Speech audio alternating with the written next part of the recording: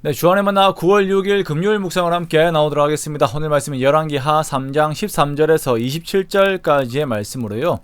이것은 여호와께서 보시기에 작은 일이라 라고 한 제목으로 함께 묵상을 나오도록 하겠습니다. 오늘 본문에서는 북이스라엘과 그 모압의 전쟁에 개입하신 하나님의 역사를 함께 말씀을 하고 있습니다. 우리가 하나님을 믿는다라고 할 때에 내 생각보다 크신 하나님을 믿는 것입니다. 그렇죠.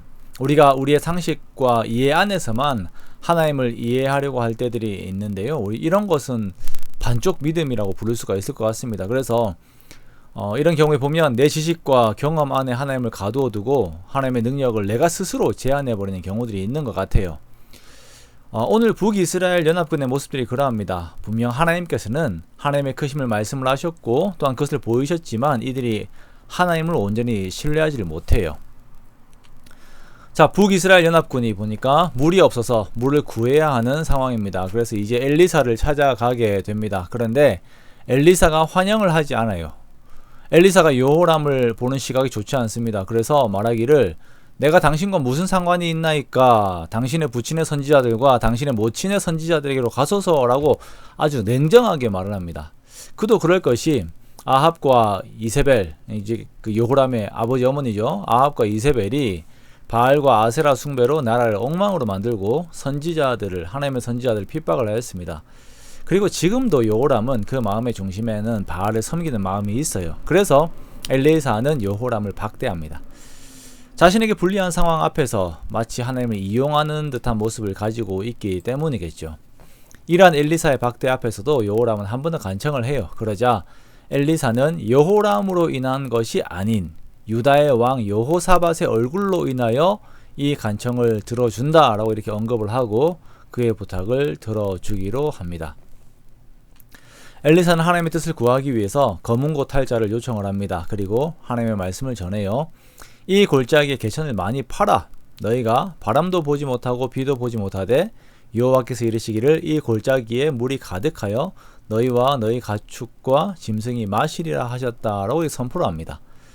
자, 마른 골짜기에 개천을 많이 파는 거예요. 물이 오면은 그 물이 고여지게 하기 위해서 이렇게 하라는 것입니다. 그렇게 하나님께서 이 일들을 준비를 하시고 하나님의 역사로 인해서 그 많은 군사들과 가축들과 짐승들이 물을 마시게 될 것이다 라고 말씀하시는데 이건 역시 대단한 이적이고 은혜입니다. 그런데 여기에다 더해서 엘리사는 이것은 여호와께서 보시기에 작은 일이다 라고 말하면서 더 큰 일, 즉 모압을 칠 것에 대해서도 함께 말씀을 하세요. 자, 바알을 섬기고 있는 여호람에게 엘리사는 하나님의 능력을 선언합니다. 그리고 거기에 있는 모든 백성들에게도 그 선언을 하는 것이죠. 하나님을 믿으라라는 것입니다. 마음을 돌이켜서 하나님께 돌아올 기회를 주는 것이에요. 자, 하나님께서는 이들을 향한 긍휼하신 마음과 함께 물을 제공을 하십니다. 그러면서 아침 소재 드릴 때에 물이 에돔 쪽에서 흘러와 그 땅을 가득하게 되었다라고 말씀하세요. 자, 아침 소재를 드릴 때에 이러한 일들이 일어났다라고 하는 것을 우리가 유심히 보아야 합니다. 엘리야가 갈멜산에서 제단에 불을 내릴 때에도 저녁 소재 드릴 때였습니다. 소재는 아침과 저녁에 제사장들이 번제와 함께 드리는 제사로 하나님의 임재와 백성들과의 교제에 대한 의미를 가지고 있습니다. 즉 하나님과의 교제 안에서 백성들이 공급을 받고 생명력을 얻게 되는 것입니다. 하나님 안에 있어야 되는 백성들의 위치를, 정확한 위치를 말씀하시기 위하여서 하나님께서는 이러한 과정들을 마련하였습니다. 즉 하나님의 백성들은 하나님께 예배하는 자리에 항상 머물러 있어야 하는 것입니다. 자, 그렇게 모든 군사들과 짐승들이 물을 먹고 힘을 되찾게 됩니다. 자, 이러한 하나님 보시기에 작은 일이 이들에게 주어지게 됩니다. 그리고 하나님께서 말씀하신 두 번째 일이 일어나게 되는데요. 북이스라엘 연합군과 모압의 모든 병사들이 마주하고 있는 상황에서 모압 사람들이 물에 비친 그 해의 빛을 보고 착각을 하게 돼요. 그 아침 노을이 졌던 것 같아요. 그것이 연합군의 내전으로 인한 핏물이라고 생각을 하고는 무리한 진격을 하게 됩니다. 그러자 이스라엘 연합군은 모압을 쳐서 무찌르고 그들의 땅에 들어가 땅을 황폐하게 만들게 됩니다.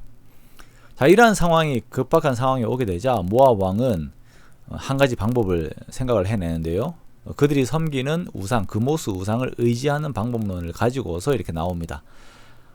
그것을 보니까 자신의 왕위를 이을 아들을 그모스 신에게 태워서 바치는 거예요. 성 위에서 자신의 아들을 죽여 번제를 드립니다. 그러자 그것을 본 이스라엘이 전세가 밀려버립니다. 그렇게 다시 고국으로 돌아가게 돼요.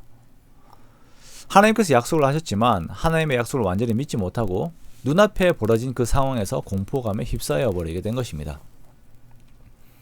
하나님께서 북이스라엘 연합군에게 함께 하셨고 그들에게 은혜를 주셨음에도 불구하고 이들은 하나님을 온전히 의지함보다는 눈앞의 상황들 앞에 무너지는 것을 보여주게 됩니다. 즉 하나님과의 온전한 관계가 없는 단지 하나님의 이적만을 바라는 신앙이 얼마나 연약한 것인지를 우리에게 보여주는 한 단면인 것입니다. 하나님께서 아침 소재 드릴 때에 이들이 살 수 있는 물을 제공하셨고 이러한 일들이 하나님 앞에서는 작은 일이라고 말씀하신 그 크신 하나님을 바라보면서 우리는 하나님을 의지하는 그 하나님과의 교제의 그 중요성들을 우리 다시금 생각을 하게 됩니다. 우리 예배의 중요성들을 다시금 생각을 하게 돼요. 그리고 정말 그 하나님의 말씀을 믿되 그 말씀을 끝까지 믿는 참된 믿음을 우리가 가지고 있기를 원합니다.